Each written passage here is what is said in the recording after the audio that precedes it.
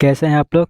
दोस्तों, आज के हम इस वीडियो में आप लोग को बिहार में जो शिक्षक भर्ती होने वाला है उसके लिए 50 जीके जीएस का क्वेश्चन बता रहे हैं, जिसमें से बिहार सुपर टेट में आने की संभावना होगा। तो आइए एक एक करके फटाफट रिवीजन कर लेते हैं। सबसे पहला प्रश्न दिया हुआ है कि क्षेत्रफल की दृष्टि से बिहार का सबसे छोटा जिला कौन है। बताना है कि क्षेत्रफल की दृष्टि से बिहार का सबसे छोटा जिला कौन है। तो याद रखना है, सबसे छोटा जिला जो है शिवहर है। नेक्स्ट प्रश्न यहाँ पे दिया हुआ है कि कोपेन के अनुसार दक्षिण बिहार किस जलवायु क्षेत्र के अंतर्गत आता है। बताना है कि कोपेन जो है उनके अनुसार दक्षिण बिहार जो है किस जलवायु के अंतर्गत आता है। तो याद रखना है AWD के अंतर्गत आता है। उसके बाद प्रश्न दिया है यहाँ पे कि बिहार में सर्वाधिक वर्षा किस मानसून द्वारा होता है। तो याद रखना है, बिहार में सबसे अधिक वर्षा जो होता है दक्षिण पश्चिम मानसून के द्वारा होता है। उसके बाद प्रश्न यहाँ पे दिया है कि बाल सुंदरी मिट्टी का विस्तार बिहार के किस क्षेत्रों में है। तो याद रखना है, इसका राइट आंसर हो जाएगा ऑप्शन नंबर ई, एक से इस ज़्यादा होगा। नेक्स्ट यहाँ पे प्रश्न दिया हुआ है कि पुनपुन नदी किस स्थान पर गंगा नदी में प्रवेश करती है। तो याद रखना है, पुनपुन नदी जो है फतुहा से होकर गंगा नदी में प्रवेश करती है। उसके बाद प्रश्न दिया हुआ है कि निम्नलिखित में से कौन सी नदी दक्षिण बिहार की सबसे लंबी नदी है। तो याद रखना, सोन नदी जो है दक्षिण बिहार की सबसे लंबी नदी है। नेक्स्ट प्रश्न दिया है कि तेलहर कुंड किस जिला में स्थित है। तो याद रखना, तेलहर कुंड जो है कैमूर में स्थित है। उसके बाद प्रश्न दिया है कि बिहार में नहरों द्वारा सर्वाधिक सिंचाई किस जिला में होता है। तो याद रखना है, बिहार में नहर के द्वारा सबसे ज़्यादा सिंचाई जो होता है रोहतास में होता है। उसके बाद प्रश्न दिया हुआ है यहाँ पे कि वार सागर जल विवाद किसके मध्य है। तो याद रखना, उत्तर प्रदेश और बिहार के बीच में वार सागर जल विवाद है। उसके बाद प्रश्न है कि बिहार स्कूटर्स लिमिटेड कहाँ है। बताना है कि बिहार स्कूटर्स लिमिटेड जो है कहाँ पर स्थित है। तो याद रखना है, फतुहा में स्थित है। नेक्स्ट प्रश्न दिया है कि बिहार स्टार्ट ऑफ नीति की शुरुआत कब की गई। तो याद रखना है, 2017 ईस्वी में बिहार स्टार्ट ऑफ नीति की शुरुआत की गई। उसके बाद प्रश्न दिया हुआ है कि प्रसिद्ध बराबर की गुफाएं कहाँ स्थित है। तो याद रखना, जहानाबाद में प्रसिद्ध बराबर की गुफाएं स्थित है। उसके बाद प्रश्न दिया हुआ है कि बिहार के किस राजनेता को लोक नायक के नाम से जाना जाता है। तो याद रखना है, जयप्रकाश नारायण को बिहार लोक नायक के नाम से जानते हैं। उसके बाद प्रश्न दिया है कि निम्न में से बिहार का प्रथम हिंदी समाचार पत्र है। सबसे यहाँ पे पहला प्रश्न दिया है कि निम्न में से कौन बिहार का प्रथम हिंदी समाचार पत्र है। तो इसका राइट आंसर हो जाएगा बिहार बंधु जो है बिहार का प्रथम हिंदी समाचार पत्र। नेक्स्ट प्रश्न दिया है कि निम्नलिखित में से किसके द्वारा बिहार साइंटिफिक सोसाइटी की स्थापना की गई। तो याद रखना है, इमदाद अली खां के द्वारा इसका स्थापना किया गया था।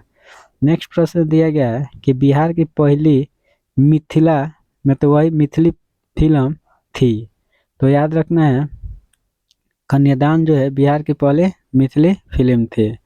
नेक्स्ट प्रश्न है कि बिहार का आकांक्षीय विस्तार है। तो याद रखना है, इसका राइट आंसर हो जाएगा ऑप्शन नंबर ए। नेक्स्ट प्रश्न यहाँ पे दिया है कि जनसंख्या की दृष्टि से सबसे छोटा जिला कौन है। तो याद रखना है, शेखपुरा। उसके बाद प्रश्न दिया है कि 17वीं बिहार विधानसभा 2020 में निर्वाचित महिला विधायकों की संख्या कितनी थी। तो याद रखना है, उस समय 26 संख्या थी।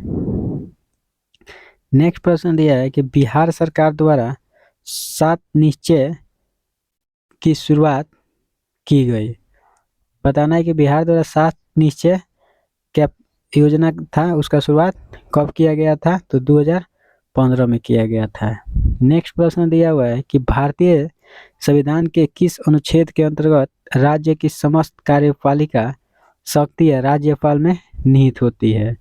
तो याद रखना है अनुच्छेद 154 के अंतर्गत निहित होता है। उसके बाद प्रश्न यहाँ पे दिया हुआ है कि बिहार में ग्राम सभा की कितने बैठक एक वर्ष में बुलाए जाने का प्रावधान है। तो याद रखना है 4। नेक्स्ट प्रश्न दिया है कि स्थानीय शासन काल को किस वर्ष राज्य सूची का विषय बनाया गया था। तो याद रखना है 1935 में। नेक्स्ट प्रश्न है कि विधानसभा साधारण विधेयक को कब तक रोक सकता है। तो याद रखना है 3 माह तक।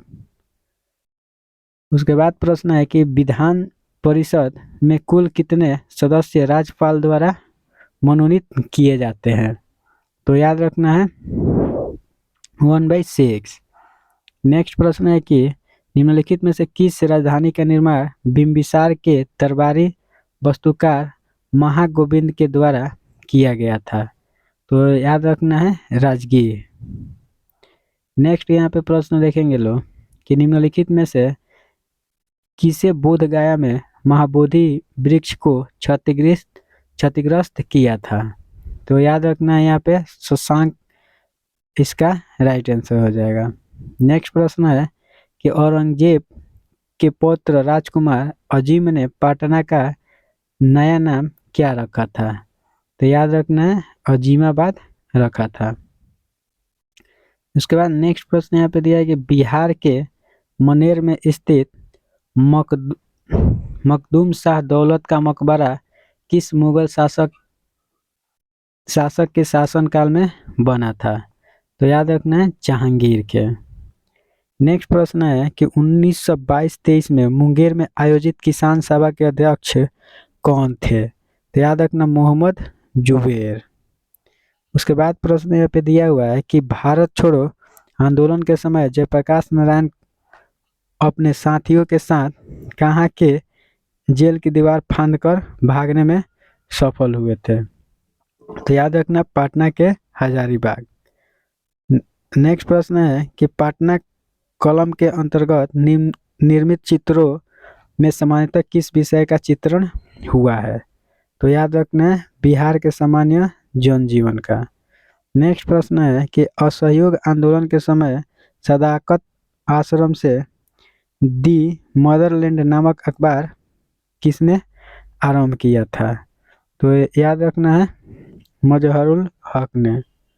नेक्स्ट प्रश्न यहाँ पे है कि भारत छोड़ो आंदोलन के दौरान निम्नलिखित में से किसे अपराधी जिला घोषित किया गया।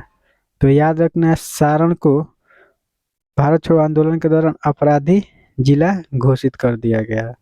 नेक्स्ट प्रश्न है कि द्वितीय बौद्ध संगति का आयोजन किसके शासनकाल में हुआ था। तो याद रखना है कालाशोक के। नेक्स्ट प्रश्न है कि बौद्ध धर्म के प्रचार हेतु सम्राट अशोक ने श्रीलंका किसको भेजा था। तो याद रखना है महेंद्र को बौद्ध धर्म के प्रचार के लिए अशोक ने श्रीलंका भेजा था।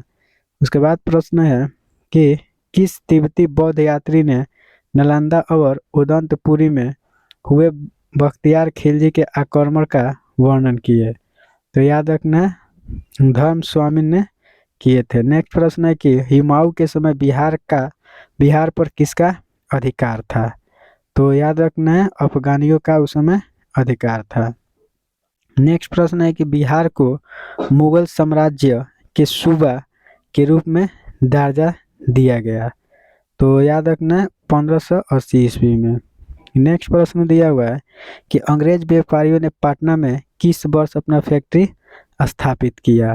तो याद रखना है 1651 ईस्वी में। नेक्स्ट प्रश्न है कि कुंवर सिंह ने किस युद्ध में नाना साहब का सहयोग किया था।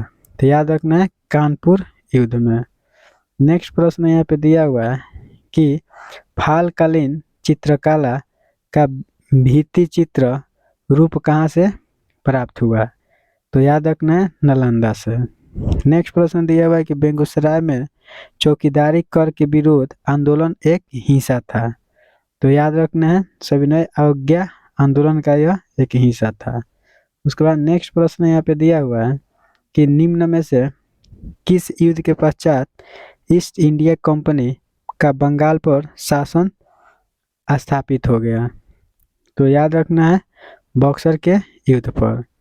नेक्स्ट यहाँ पे प्रश्न दिया हुआ है कि बिहार में नवपाषाण काल के अवशेष किस क्षेत्र से प्राप्त हुआ है। तो याद रखना है सारण एवं वैशाली से।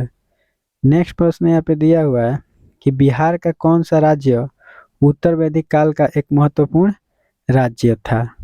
तो याद रखना विदेह जो था बिहार का उत्तर वैदिक काल का एक महत्वपूर्ण राज्य था। नेक्स्ट प्रश्न है कि बिहार का पहला गणतंत्र वैशाली में किसके द्वारा स्थापित किया गया। तो याद रखना लिच्छवी के द्वारा। नेक्स्ट प्रश्न यहाँ पे दिया हुआ है कि महाभारत तथा पुराणों के अनुसार क्षेत्र में किस राजवंश का उल्लेख सर्वप्रथम मिलता है। तो याद रखना बृहदत्त वंश का। नेक्स्ट प्रश्न है कि बिंबिसार कितने वर्ष की आयु में मगध साम्राज्य के सिंहासन पे बैठा था।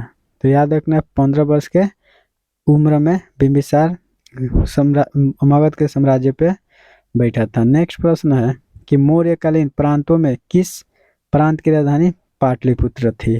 तो याद रखना प्रत्यय की राजधानी जो थी पाटलिपुत्र में थी। दोस्तों अगर ये वीडियो आपको अच्छा लगा है तो हमारे चैनल को सब्सक्राइब कर लीजिए ताकि ऐसे वीडियो का नोटिफिकेशन सबसे पहले आपके पास पहुंचे। मिलते हैं कल इसी तरह का दूसरा प्रश्न लेकर।